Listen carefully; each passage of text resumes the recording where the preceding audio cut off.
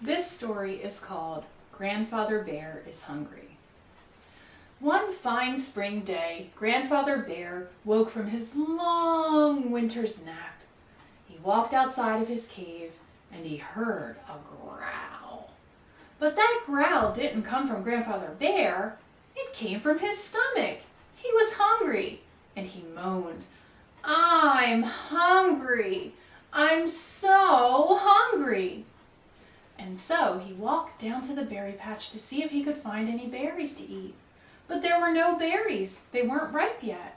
And so Grandfather Bear moaned, "I'm hungry. I'm so hungry."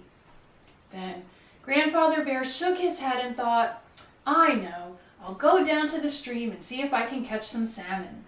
So he walked down to the stream where he looked for some salmon. But of course there were no salmon running yet, and he cried out, "I'm hungry. I'm so hungry." Heaving a big sigh, Grandfather Bear thought, "Maybe I'll find something to eat in the forest." So he walked into the forest and he found a nice rotten stump where he picked and he dug and he tried to find some grubs, but he could not find one worm or even one beetle.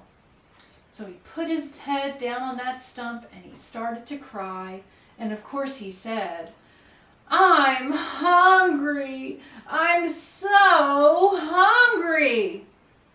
Well, Little Chipmunk lived under that stump, and he felt his house shaking and quaking. So he scurried outside to see what was making such a commotion. "Grandfather Bear, why are you moaning so loudly? What is going on?" And of course, Grandfather Bear said, "I'm hungry. I'm so hungry." Well, Tiny Chipmunk cocked his head to one side and thought for a moment. "I know. I have some dried berries and nuts stored in my burrow, and I will share them with you." So he went down inside his log, and when he came back out, his cheeks were filled with nuts and berries, and he dropped them in front of Grandfather Bear. And Grandfather Bear went up and said, "Hungry, hungry, hungry." And so Chipmunk ran back inside his burrow, and then back and forth, all day long Chipmunk ran, bringing load after load of nuts and berries for Grandfather. His food may have been small, but eventually Grandfather Bear was full.